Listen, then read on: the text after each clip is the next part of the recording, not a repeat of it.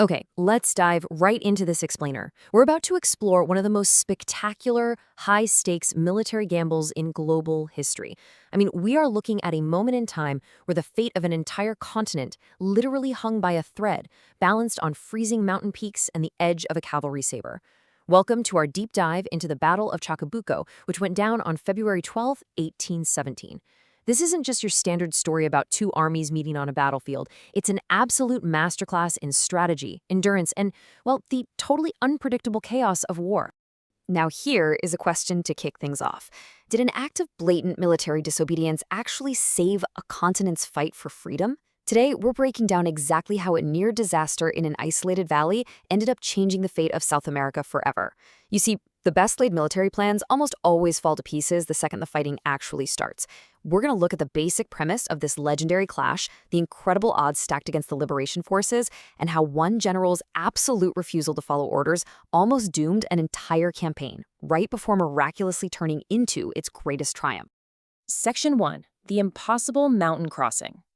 So before these rival forces could even clash, before a single musket was fired, Argentine General José de San Martín and his Patriot Army of the Andes had a massive problem. They had to conquer an almost impassable frozen barrier. To liberate Chile and ultimately expel the Spanish royalists from South America, they had to cross the second highest mountain range in the world, the Andes. San Martín spent years meticulously assembling a diverse force of exactly 5,424 men at a camp called El Plumerillo. Joined by 10,000 mules and 1,600 horses, he was getting ready to mimic Hannibal's legendary Alpine crossing and strike where the enemy least expected it. It was basically a grueling 20-day saga of pure survival. I want you to imagine being forced to walk in single file across sheer, narrow drops, sometimes hitting insane altitudes of 5,000 meters. The cold was just brutal, plummeting to -10 degrees Celsius. To stave off altitude sickness and starvation, these troops survived on a really meager diet of dried meat, animal fat, raw onions, garlic, and pretty much just sheer willpower. Oh, and all of this while dragging 22 heavy cannons over terrifying red scree fields and solid granite cliffs. And, the mountain definitely demanded a heavy sacrifice. The environment itself nearly wiped out the Patriot Army before a single shot was even fired. We're talking staggering losses. They lost up to a third of their men to severe frostbite, altitude sickness, and cerebral edema. More than half of their mules and horses perished. But San Martin was clever. He had deployed these brilliant diversionary tactics, sending smaller detachments through different mountain passes. This successfully tricked the Spanish royalists into heavily guarding all the wrong borders, which actually allowed the main Patriot force to cross relatively unopposed. Section 2. Rival forces collide. So, as these battered, freezing Patriots finally descended into the Aconcagua Valley near the Chacabuco Ranch, they found their path to Santiago completely blocked. The royalist forces had finally realized they were tricked and scrambled north to intercept them. But here's the thing, San Martin wasn't walking in blind. Thanks to a totally ingenious espionage network, spies disguised as a roto, which was a term for a poverty-stricken Chilean peasant, managed to intercept the exact movements of the Spanish forces. So San Martin knew exactly where the enemy was waiting and precisely how many men they had. Talk about a crucial edge. This sets up the basic premise of the battle. You've got the remaining 3,600 physically drained but highly motivated Patriot troops going up against about 1,500 entrenched Spanish defenders, commanded by Brigadier Rafael Maroto. Now, Maroto had actually overheard advice from his own officers suggesting a tactical retreat to better ground, but out of sheer pride and arrogance, he threatened death to anyone who suggested falling back, effectively locking his numerically inferior force right there at Chacabuco. Section 3. The Pincer Maneuver Planned. Seeing the Spanish totally dug into defensive positions on the hillsides, San Martin knew a direct frontal assault against their high-ground artillery would be absolute suicide for his exhausted men.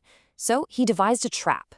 He split his forces into two columns to execute a classic pincer maneuver. General Bernardo O'Higgins would take the shorter eastern path, the Cuesta Nueva, to hold the enemy's attention without fully engaging. Meanwhile, General Miguel Estanizualo Soler would take the much longer western path, the Cuesta Vieja, to sweep completely around the rear. If they attacked at the exact same time, the Spanish would be trapped. Section 4. A Disobedient Hero's Charge. But, as we know, warfare rarely respects a perfect plan, right? The entire independence of Chile was about to swing on a single moment of unbridled, fiery passion. The whole plan started falling apart right at dawn. As Solar's flanking troops struggled down their super arduous narrow mountain path, the maneuver took hours longer than San Martín had meticulously calculated. Because of this, the gap between the two Patriot columns grew dangerously wide. Meanwhile, General O'Higgins arrived at the valley floor perfectly on time. But seeing his beloved homeland occupied by royalists and supposedly believing the Spanish were about to attack him while he was stuck on a narrow path, O'Higgins completely defied San Martin's cautious orders. He drew his sword, yelled, "Live with honor or die with glory, he who is brave, follow me," and sparked a wildly reckless charge directly at the Spanish lines. And this rogue decision, it instantly swung the battle right in favor of the royalists. O'Higgins sent his infantry charging straight up the hill without any artillery support whatsoever. The Spanish, specifically the veteran Talavera regiment, unleashed a absolutely devastating volley of musket and cannon fire that stopped the Patriots dead in their tracks.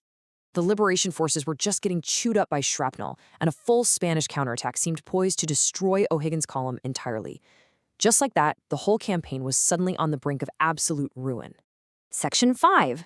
The final royalist collapse. So how did they survive? Absolute disaster was miraculously averted at the very last second.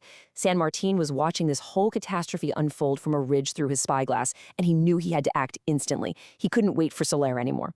He grabbed the battle flag, mounted his horse, and personally led his elite heavy cavalry, the Granaderos a Caballo, into a desperate sweeping charge to relieve O'Higgins.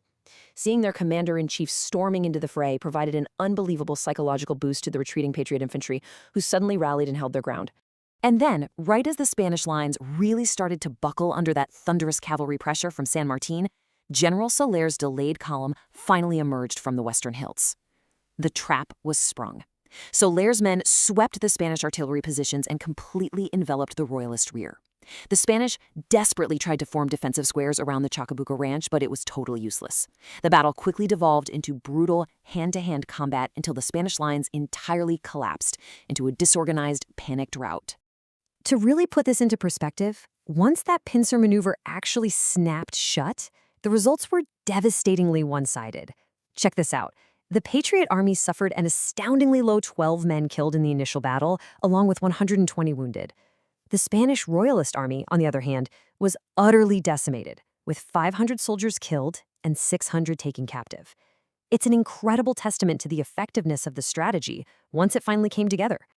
Section 6. A continent changed forever. After the smoke cleared, the Spanish forces were utterly broken. Brigadier Morato only barely escaped with his life, literally thanks to the speed of his horse, and the road to Santiago lay completely wide open. This victory didn't just end a battle, it genuinely resurrected a nation. The Patriot forces marched triumphantly into the capital the very next day, collapsing the oppressive Spanish Reconquista period. And while San Martín declined the governorship to stay focused on the larger continental war, Bernardo O'Higgins was elected Supreme Director, marking the triumphant dawn of the Patria Nueva. Chacabuco was the undeniable turning point that generated the unstoppable momentum required to finally liberate South America. It really leaves us to wonder just how incredibly fragile history truly is, doesn't it? If San Martín had hesitated for even a single minute on that ridge, watching O'Higgins falter, or if his cavalry charge had been just slightly too late to break the Spanish lines, would the Spanish Empire and the Americas have ever fallen? It's a fascinating reminder that amidst all the meticulous planning and sweeping strategies, the fate of entire nations is sometimes decided by a single, defiant charge. Thank you for joining me for this explainer. I really hope you found this slice of history as completely fascinating as I did.